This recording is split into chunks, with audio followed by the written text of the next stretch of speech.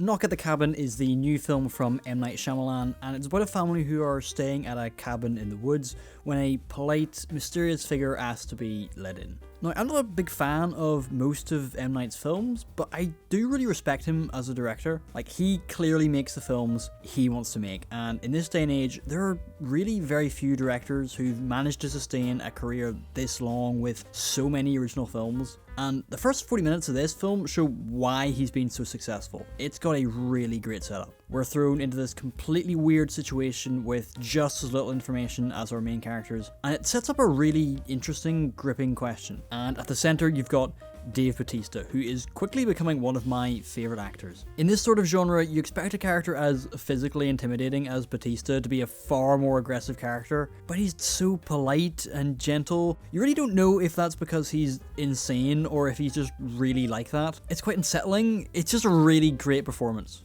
The main problem is that the core hook of this story is its mystery, and you can only get by on a mystery for so long. So after the 40-minute mark, it really started to lose steam for me. Part of the issue is I just did not connect emotionally with the two main characters at all. I would have loved to see more conflict between them and really see how their relationship is tested, but we didn't get very much of that. In an interview, I heard Shyamalan describe this as almost like a jury movie, as the characters have to try and plead their case, and I really wish it was more like that. It honestly could have benefited from more people staying in the cabin, because with more perspectives, then at least there would be an interesting argument to be had, instead of each character just restating the same position for most of the film. They have Jonathan Groff here. He is a fantastic actor, and then he's given so little to do for so much of this film, he just feels wasted. There's also a child actor who plays the young daughter of the main couple. She's really good. She's clearly very, very talented. It's just the script that really lets her down. She just doesn't talk like a child does. You just don't believe it.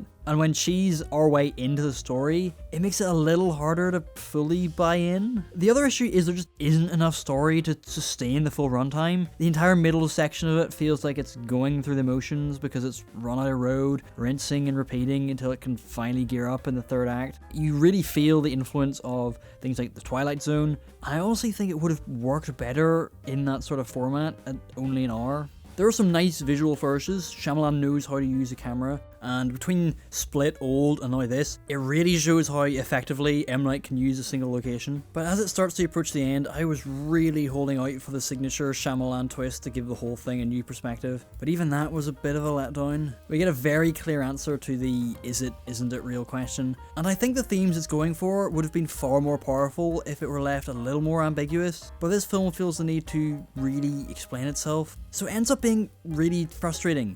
For all its issues, there's a lot to enjoy about Knock at the Cabin. I didn't even mention how nice it was to see Rupert Grint on screen, but this is a movie that never gets better than its first act, and that's a real shame. I'd give this a strong 5.